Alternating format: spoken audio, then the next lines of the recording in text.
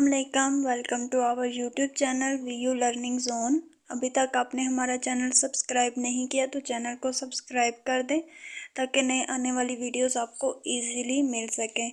आज हम साइकोलॉजी 101 का लेसन नंबर 26 देखेंगे। इसका टॉपिक क्या है? Secondary psychological motives. Previous lecture में हमने प्राइमरी मोटिव्स के बारे में देखा था।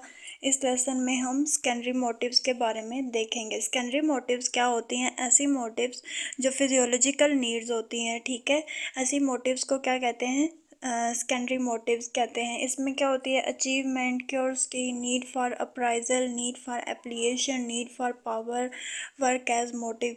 ये ऐसी मोटिव्स होती हैं कि कुछ लोग जो हैं इनको बहुत ज़्यादा अपने सर पे सवार कर लेते हैं। मतलब अगर उनकी ये ख्वाहिशात पूरी नहीं हो रही होती तो वो जहनी मरीज़ बन जाते हैं, डिप्रेशन का शिकार हो जाते हैं। इसलिए इनको इतना ज़्यादा अपने ऊपर सवार नहीं करना चाहिए, ठीक है। अचीवमेंट क्या होती है? कोई भी चीज़ हासिल करना क्या कहलाती है? अचीवमेंट कहलाती है। कोई चीज़ अचीव करना, आपने कोई गोल सेट किया है, उसको आपने अचीव करना है तो उसके लिए आपको क्या, लोगों से अपने ताल्लुकात अच्छे करने की ज़रूरत होती है। उसमें क्या करते हैं? अचीवमेंट के लिए आप ख़ुद को मोटिवेट करते हैं, दूसरे लोगों से आप अपने ताल्लुकात अच्छे करते हैं। तो ये क्या कहलाती है? अचीवमेंट। कुछ भी अचीव करने के लिए जो है मोटिवेशन की बहुत ज़्यादा ज़रूरत होती है हमें।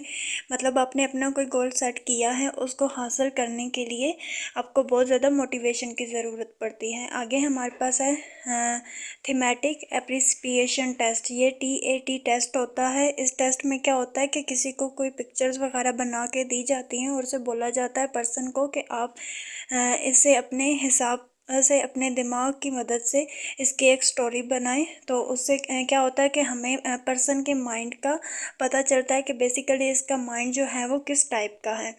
आगे हमारे पास है क्यूरियोसिटी। क्यूरियोसिटी क्या होता है? कुछ भी जो होता है तजस्सुस, किसी चीज़ के बारे में जानना कि ये क्या है, ये कैसी है। जैसे फॉर एग्जांपल बच्चे होते हैं तो जब उन्हें कोई न्यू खिलौना लेते हैं तो थोड़ी देर उसके साथ खेलते हैं, लेकिन फिर वो उसको तोड़ देते हैं, देखना चाहते हैं कि इसके अंदर क्या है। या फिर टीवी हो जाती है हमारे घर, तो टीवी में हम ड्रामे वगैरह देखते हैं, कार्टून देखते हैं, तो कुछ जो बच्चे होते हैं उन्हें होता है कि टीवी को अगर हम तोड़ सकते तो हम इसको तोड़ देते और देखते कि इसके अंदर कौन कौन है। उन सब जो भी अंदर कार्टून वगैरह, तो उनको हम बाहर निकालें। लेकिन बेसिकली ऐसा कुछ भी नहीं होता। Symbolic reward appraisal.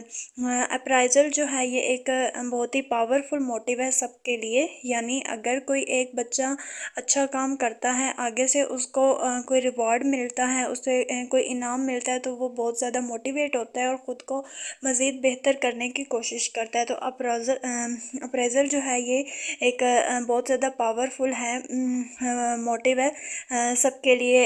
पेरेंट्स और टीचर्स को चाहिए कि वो इस पे अमल करें। यानी अगर कोई बच्चा क्लास में अच्छा काम करता है तो टीचर को चाहिए कि उसे कोई इनाम दे, उसकी तारीफ़ करे ताकि वो मज़ीद बेहतर बनने की कोशिश करे। Need for affiliation. Need for affiliation क्या होती है कि इसमें ख़ुद को दूसरों के साथ मुंसलिक किया जाता है, यानी ख़ुद को सोशल किया जाता है। कुछ लोग होते हैं उन्हें पसंद होता है बहुत ज़्यादा जो है ना अपना फ्रेंड सर्कल ज़्यादा करने का, वो ख़ुद को सोशल फेमस करना चाहते हैं। तो ये क्या होती है? Need for affiliation. Need for power. तो जाहिर सी बात है हर एक की ख्वाहिश होती है कि उसके पास पावर हो, उसके पास अपनी ऑर्गेनाइजेशन हो, बड़ी ऑर्गेनाइजेशन हो, बड़ा बिजनेस हो, उसके पास इतनी ताकत हो कि वो कुछ भी कर सके। इसमें जो है मेल्स जो हैं उनको ज़्यादा होती है पावर की निस्बतन फीमेल्स की। फीमेल्स जो हैं वो कुछ ज़्यादा इस पे ध्यान नहीं देती। वर्क क्या होता है? ये भी एक पावरफुल मोटिव है। वर्क, अगर आप अच्छा काम करेंगे तो आपके पास अच्छा बिजनेस होगा, आपके पास रहने के लिए अच्छी जगह होगी।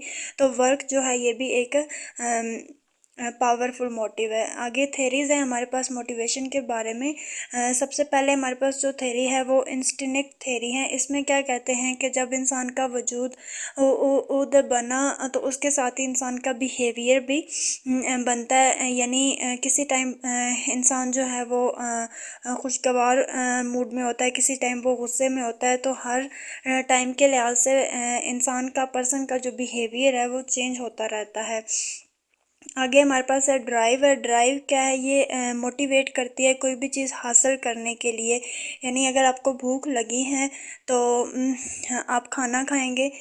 खाना खाने के बाद जो है मतलब जब आपकी ख्वाहिश पूरी हो जाती है तो उसके बाद वो चीज़ आपके सामने भी आ जाए तो आपको उसमें कोई इंटरेस्ट नहीं रहता। यानी आपको भूख लगी है, आपने खाना खा लिया, उसके बाद आपके सामने जितना मर्ज़ी अच्छा खाना आ जाए, आपने उसमें कोई दिलचस्पी अपनी शो नहीं करवानी हो।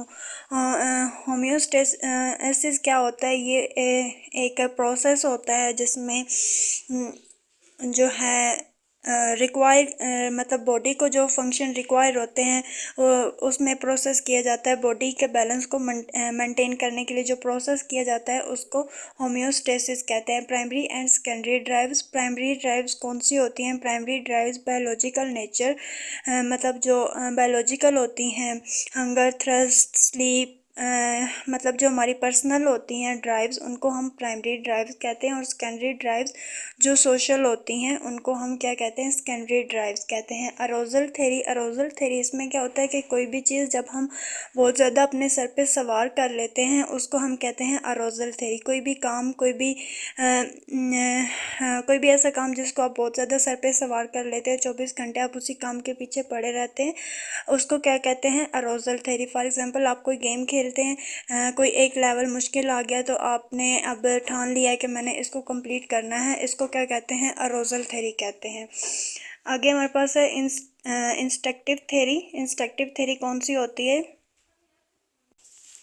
ये थेरी होती है जिसमें आप इंटरनल के बजाय एक्सटर्नल इन्वायरमेंट से ज़्यादा जो है वो मोटिवेट होते हैं। यानी आपका अपना दिल ना भी हो लेकिन एक्सटर्नल बाहर वाला माहौल जो है वो आपको इतना मोटिवेट कर देता है कि आप वो काम करने पे मजबूर हो जाते हैं। इसकी सिंपल सी एक एग्जांपल है कि आपकी फ्रेंड ने कोई चीज़ ली है, कोई आइसक्रीम लिया या कोई भी खाने वाली चीज़ ली है, तो वो आपको कह रही है मैंने अभी पेट भर के खाना खाया है, लेकिन जबकि दोस्त है वो आपको उकसा रही है, कह रही है कि भाई ये बहुत अच्छा है, तुम भी टेस्ट करो। तो आप मजबूर हो जाते हैं टेस्ट करने पे कि चलो ये इतना कह रही है तो मैं टेस्ट कर लेती हूँ, मे भी ये अच्छा हो। तो इसमें क्या होता है कि आप एक्सटर्नल लोग जो हैं वो आपको ज़्यादा मोटिवेट करते हैं, तो इसलिए आप काम करने पे मजबूर हो जाते हैं। आगे हमारे पास है cognitive theory of motivation.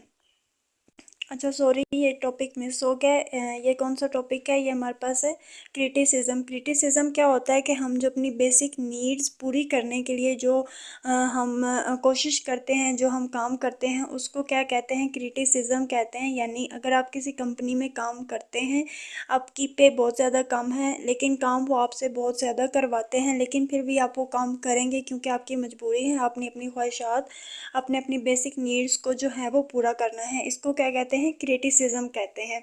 Cognitive theory of motivation. Cognitive theory क्या होती है? इसमें होता है जब आप अगर कोई आपसे इतना ज़्यादा एक्सेप्ट कर रहा है, वो कहता है कि ये पर्सन जो है वो इतना ज़्यादा अचीव करेगा या ये पर्सन ये काम करेगा, तो उससे जो आप मोटिवेट होते हैं, या जब आप किसी काम को सीरियस लेते हैं कॉग्निटिव थ्योरी में। हाँ, कॉग्निटिव थ्योरी में ये होता है कि जब आप किसी काम को सीरियस लेते हैं तो उसको कहते हैं कॉग्निटिव थ्योरी ऑफ मोटिवेशन। यानी आप जब कोई काम करने के लिए सीरियस हो जाते हैं, संजीदा होकर काम करते हैं, तो उसको कहते हैं कॉग्निटिव थ्योरी ऑफ मोटिवेशन। इसमें इसके 2 टाइप्स हैं, एक्सपेक्टेशन, वैल्यू। एक्सपेक्टेशन क्या होती है? यानी उम्मीद वगैरह जो है वो एक्सपेक्टेशन होती है। और वैल्यू क्या होती है? जब आप किसी काम को वैल्यू देते हैं, अहमियत देते हैं, उसको करने का ठान लेते हैं कि मैंने इसको करना है, तो उसके बाद आप उसको सही से समझेंगे, उस पर अमल करने की कोशिश करेंगे। इंटरेस्ट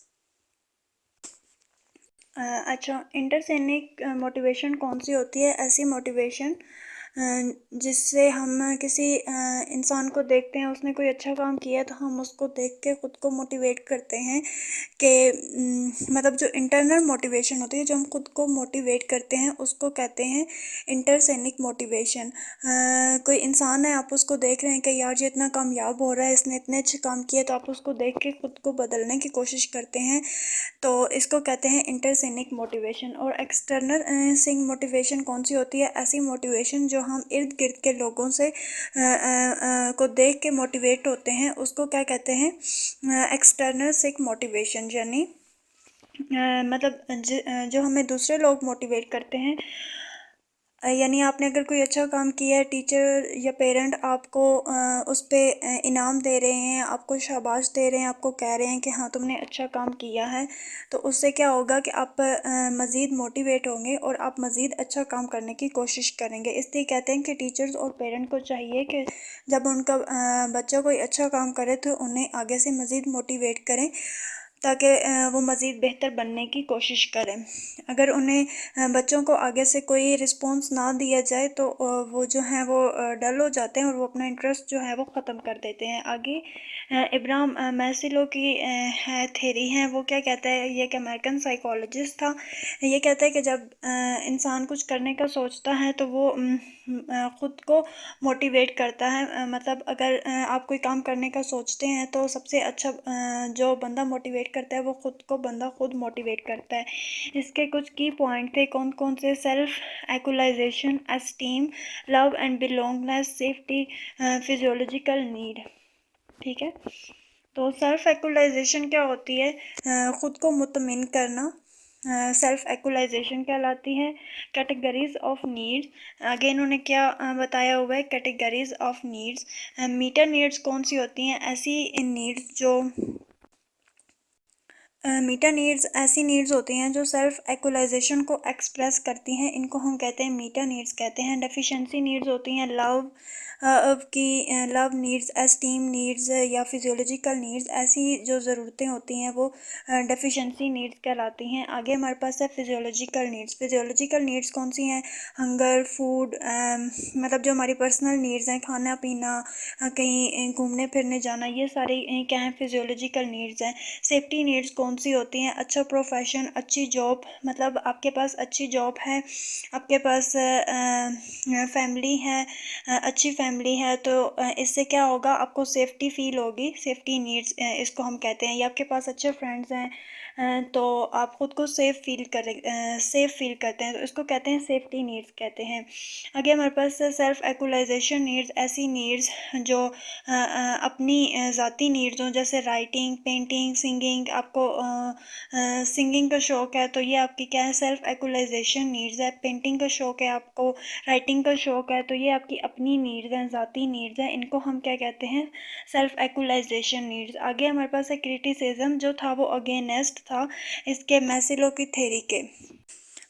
अच्छा, क्रिटिसिज्म क्या कहता था, ये कहता था कि अगर आपको कोई भी नीड हो रही है तो क्या आप इतने सेल्फ एक्चुअलाइज हो सकते हैं कि आप अपनी नीड को पूरा कर सकें, और क्या आप अपनी नीड को लेवल दे सकते हैं कि मुझे इसको किस लेवल पे पूरा करना है। तो ये था ये क्रिटिसिज्म कहता था। ठीक है, तो ये था इसका क्रिटिसिज्म।